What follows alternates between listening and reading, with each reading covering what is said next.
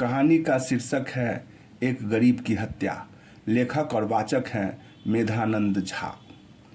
अजय ने जब वकालत की पढ़ाई पूरी की थी तो उसके आंखों में उम्मीदों के हजारों सपने थे। अब वह अदालत में दलीलें देगा, सच के लिए लड़ेगा, परंतु किस्मत ने जैसे उसका मजाक उड़ाया। मुकदमे मिलते नहीं थे, लोग अनुभवी वकीलों के पीछे भागते थे। कोर्ट कचहरी की गलियों में दिन प्रतिदिन भटकते हुए उसका आत्मविश्वास टूटता गया।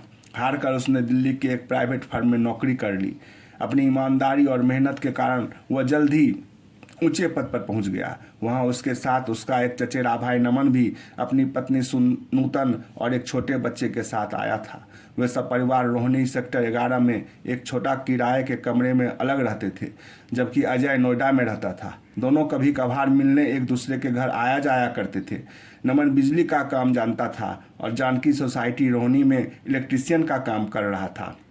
कभी कभी जिंदगी में कुछ घटनाएं ऐसी भी घटती है जो अपने आप में अजीब होती है। ऐसा ही वाकया एक बार उसके साथ भी घटा था। एक दिन उसे नमन की हत्या हो गई है ऐसी खबर मिली। पुलिस ने उसे अस्पताल बुला लिया ताकि लाश की शिनाख्त हो सके। वह अस्पताल पहुंच गया। पुलिस ने जब उसे एक युवक की लाश दिखाई तो उसने उसकी शिनाख्त अपने चचेरे भाई नमन के तौर पर कर दी। उसने पूछताछ के दौरान पुलिस को बताया कि नमन जानकी सोसाइटी में इलेक्ट्रीशियन का काम करता था और घटना के समय अपने काम पर जा रहा था। शिनाख्त हो जाने के बाद लाश पोस्टमार्टम के लिए राजकीय अस्पताल भेज दी गई।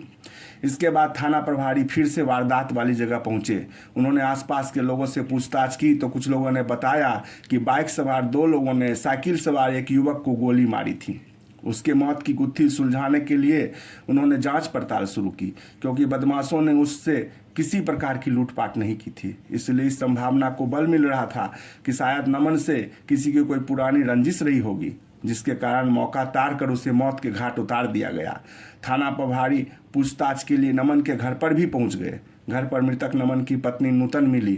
थाना प्रभारी ने उससे नमन की दुश्मनी के बारे में पूछा तो उसने किसी भी व्यक्ति के साथ रंजिश से साफ इनकार कर दिया। मृतक के भाई अजय से भी किसी से रंजिश आदि के बारे में पूछा गया, उसने भी ऐसी किसी दुश्मनी से अनभिज्ञता जाहिर की। यह सब देख कर पुलिस ने हत्यारों तक पहुंचने के लिए अनसंभावित कारणों के बारे में जांच पड़ताल की।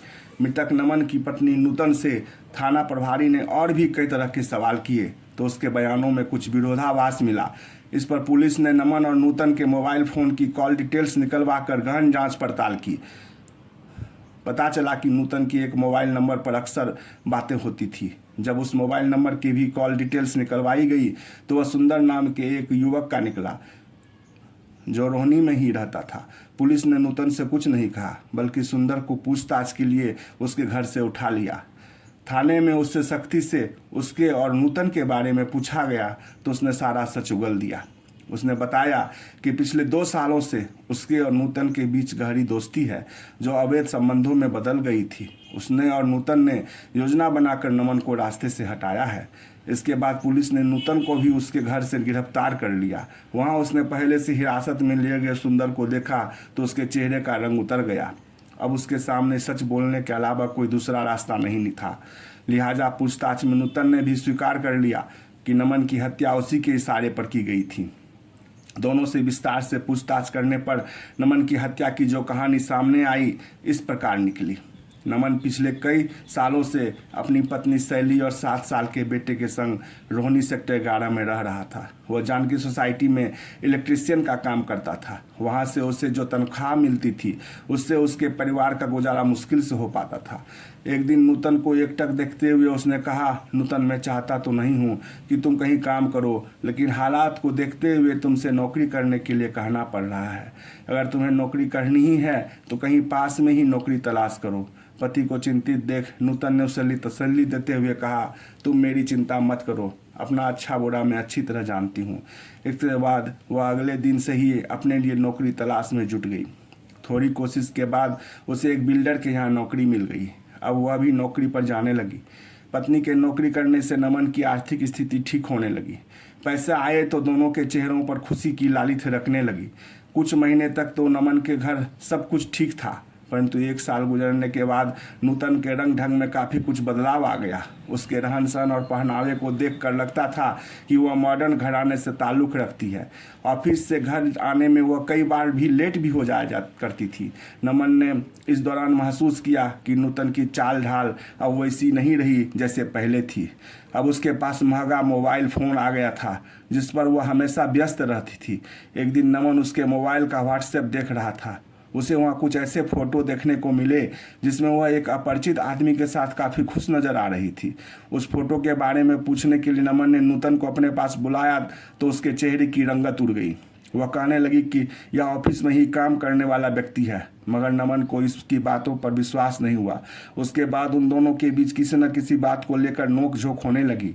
अब तक नमन को पूरी तरह यकीन हो गया था कि नूतन फोटो में जिस व्यक्ति के साथ है उससे उसके अवैध संबंध होंगे। उस दिन तो हद हो गई। उस रात नूतन देर से लौटी।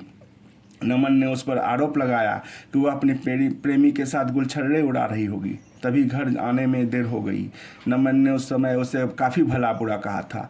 नूतन भी कहाँ चुप रहने वाली थी। उसने भी कह दिया कि तुम मेरे ऊपर इतना शक करते हो तो मुझे तलाक दे दो, मेरी तुम्हारे साथ अब नहीं निभ सकती। नूतन की बात सुनकर नमन सन रह गया। उसे उम्मीद नहीं थी कि नूतन कभी उसे छोड़कर सदा के लिए उससे दूर जाने का इरादा बना लेगी। लड़ झगड़ कर उस रात दोनों सो गए, लेकिन उस दिन के बाद नूतन हर 2-4 दिनों के बाद नमन से तलाक लेकर अलग रहने का दबाव बनाने लगी। दरअसल नूतन जहाँ नौकरी करती थी उसकी बगल में सुंदर की दुकान थी। वह भी शादीशुदा था, लेकिन अपनी पत्नी से अधिक नूतन को प्यार करता था। जब उस पत्नी को नूतन के साथ उसके अवैध संबंधों की जानकारी हुई तो उसने उसे रोकने की कोशिश की। सुंदर के सिर पर नूतन के इसका भूत चढ़ा था, इसलिए उसने पत्नी की बात एक कान से सुनकर दूसरे कान से निकाल दी। आखिर वह सुंदर को छोड़कर चली गई। पत्नी के घर छोड़ ले आने के बाद सुंदर ने नूतन को अपने पति से तलाक लेने पर जोर डालना शुरू कर दिया ताकि दोनों हमेशा के लिए एक होकर रह सके। लेकिन नमन इसके लिए राजी नहीं हुआ। उसे अपने बेटे और ख़ानदान की इज्जत अधिक प्यारी थी। जब नूतन को लगा कि नमन उसे तलाक नहीं देगा तब उसने सुंदर से कहा, सुंदर, अगर तुम मुझे सच में प्यार करते हो और हमेशा के लिए अपना बनाना चाहते हो तो पहले नमन को ख़त्म करना होगा। सुंदर भी यही चाहता था, इसीलिए उसने कहा कि तुम अब परेशान मत होना, मैं इसका इंतज़ाम कर दूंगा। सुंदर के पास एक मोटर मैकेनिक इंदू आता था। वह उसका विश्वास पात्र भी था। सुंदर के नमन की हत्या के बारे में उससे बात की, साथ ही यह भी कहा कि इस काम के एवज में वह उसे 10 लाख रुपये देगा। इतनी बड़ी रकम के लालच में इंदू तैयार हो गया। उसने नमन की हत्या करने के लिए 50,000 रुपये की पेशगी भी ले ली। नमन की हत्या करने की सुपारी लेने के बाद इंदू इस काम के लिए अपने दोस्त सोनू से मिला। उसने उसे सारी बात तय करके उसे 32 बोर की एक पिस्तौल तथा 3 गोलियां सौंप दी। सोनू ने गोपाल अपने दोस्त सुधीर को अपने साथ लिया। इसके बाद वे सभी नमन की रेकी करने लगे। उन्होंने पता लगा लिया कि नमन अपनी ड्यूटी के लिए किस रास्ते से आता जाता है। पूरी योजना बनाने के बाद ये लोग नमन का पीछा करने लगे।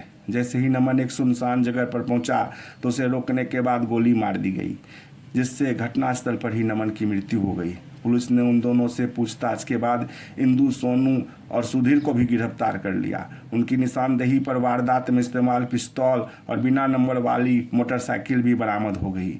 नमन की हत्या और नूतन के जेल चले जाने के बाद पंकज का 7 वर्षीय बेटा अपने चाचा अजय के पास था। दोस्तों, यदि कहानी आपको अच्छी लगी हो तो कमेंट करें और मेरे चैनल मेरी रचनाएं को सब्सक्राइब करें। इस चैनल में मैंने अपनी लिखी हुई मौलिक रचनाएं जो पूर्व में प्रकाशित हैं उसे दिया है। धन्यवाद।